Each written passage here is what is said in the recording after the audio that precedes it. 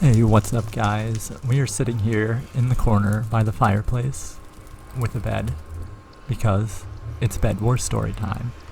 Here, let me just run and grab my book from the bookshelf. There we go. Let's get back to the story corner. And now, get ready for the story of how I moved to New York City. So quickly before we get into the story, a bit about the gameplay. I was playing all morning, right? And I got 5 wins.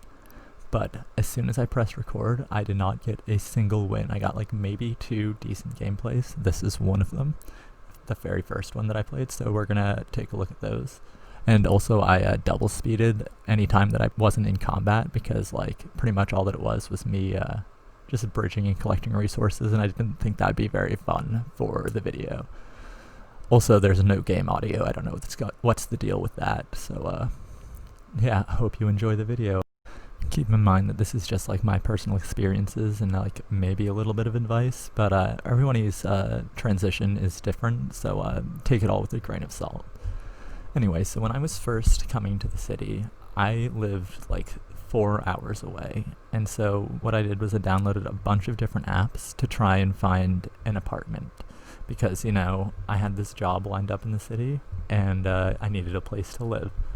So the first one I checked out was Zillow because I had always loved checking out houses and apartments on Zillow, right? And just like looking at them and pretending that I could live in them, and it was so great. But I very quickly learned that all of the apartments on Zillow were far, far out of my price range, and that I would need to like couple up with some roommates in order to afford living in the city. So I turned to Facebook Marketplace. This was like the first time I had used Facebook in 3 years because like nobody uses Facebook anymore. But apparently, Facebook Marketplace was just the best place for me to find apartments and like places that I could possibly live. And so I also learned that you pretty much have to schedule the viewing like the day before you go down to the city because like it wasn't that easy for me to get to the city living 3 hours away. And yeah, so I was able to schedule 3 viewings for a day off from work that I had, and I pretty much just took my friend and we drove down to a train station right outside of the city, and then took the train into the city because I just didn't want to have to deal with parking or anything. You know, parking in the city can be an absolute disaster. So the first apartment that I took a look at was shown to us by this beautiful black man. He was just so suave. He had these alligator shoes. Just a very cool guy. He was a dentist for underprivileged children and like always went on work trips to like third world countries to help them with their like dentistry and stuff. It was very cool.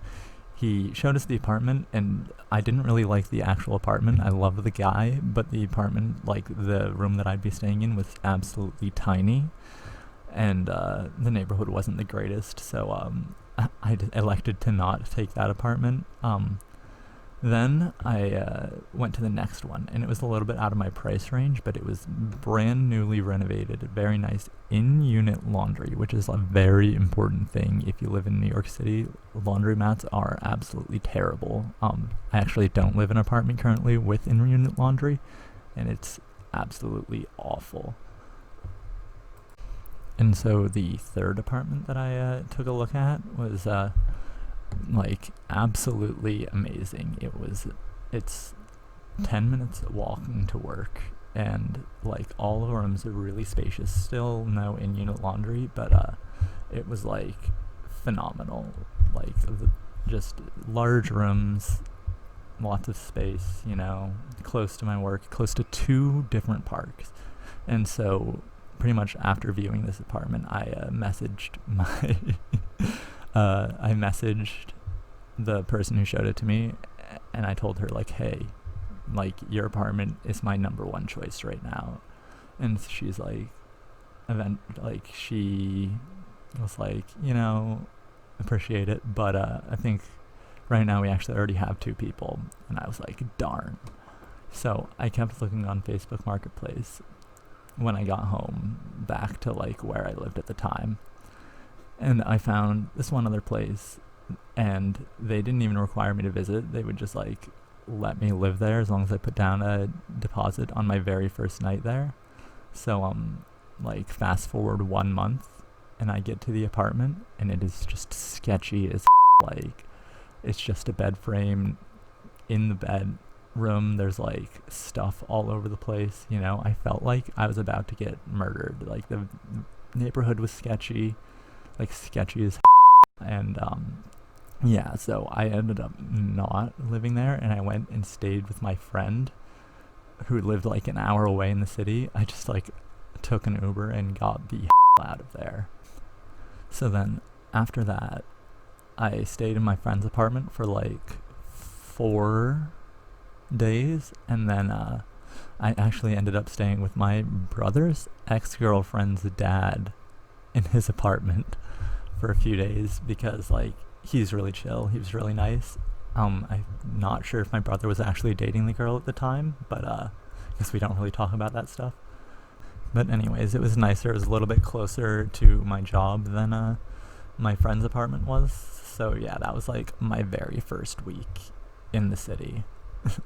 So then the following week, what I did was, so that it wouldn't be a burden on my friend or my brother's ex-girlfriend's dad, I rented an Airbnb. And the first Airbnb that I stayed in for the first week was just like absolutely awful. Like there was weird crystals growing out of the like sink areas in the bathroom. I was like afraid to go look at the kitchen, and like the guy who was renting the Airbnb, like I had to stay with the guy who owned the apartment, and he was just like sketchy. He would like scurry off into his room if you like even saw him.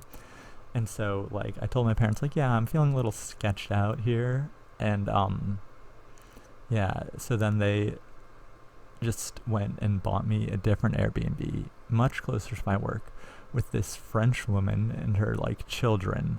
It was like a really great experience, actually. Like I really enjoyed her. She had a dog, which was always great. It's always great when people have dogs.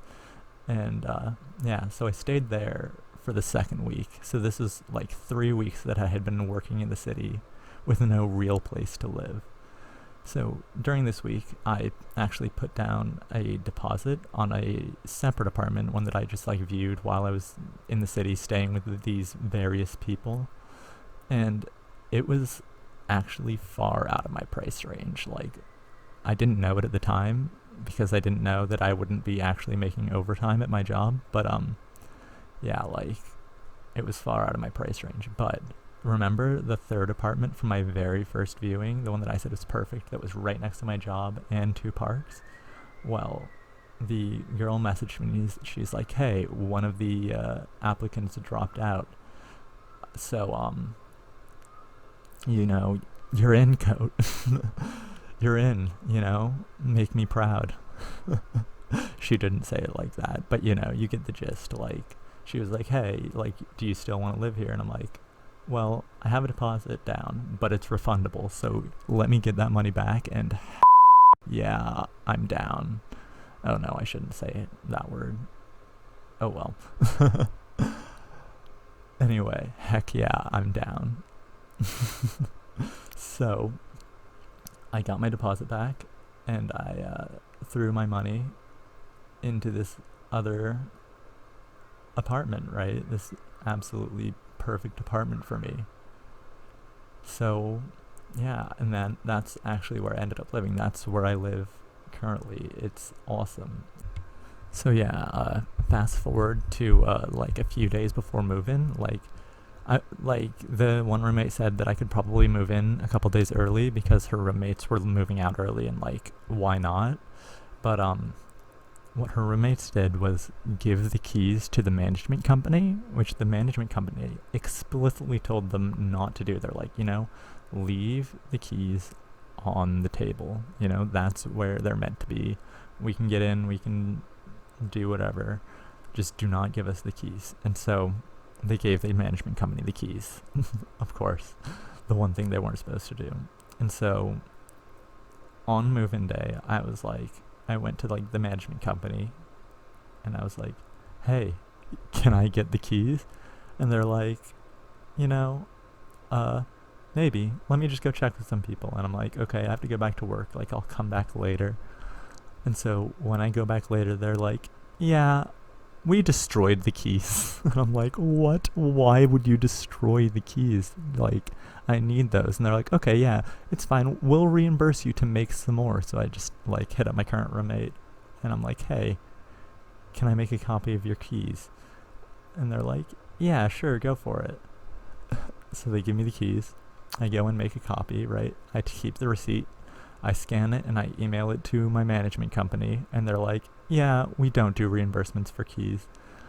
So like it was just a terrible experience with the management company. Our landlord has since switched management companies, thank God.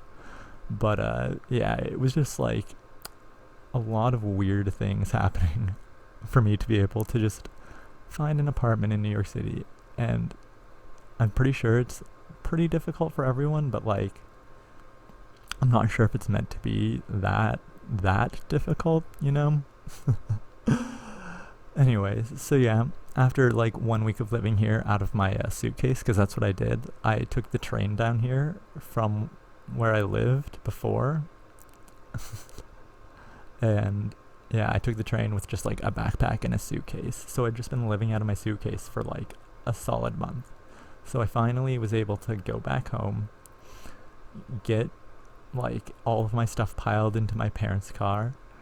I drove into the city for the first time, which was kind of rough, but like easier than I expected for the first time. The second time I went into the city, I actually almost turned down a one-way street the wrong way, which was just a terrible experience. And then I had to swerve back into traffic and almost hit somebody. It was a chaotic time.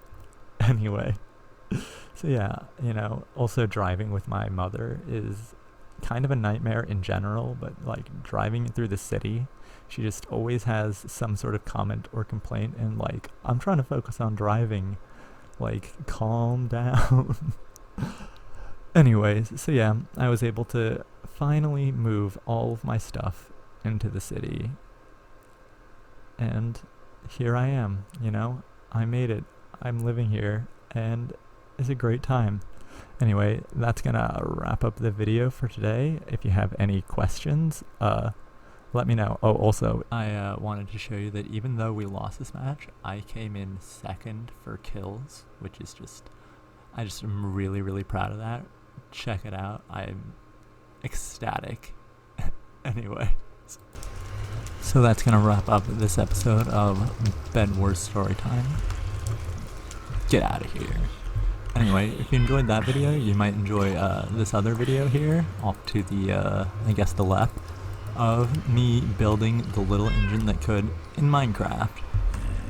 And I'm sure you're wondering, well, why would a grown man build the little engine that could from the children's book in Minecraft? Well, watch the video to find out. Anyways, thanks for watching.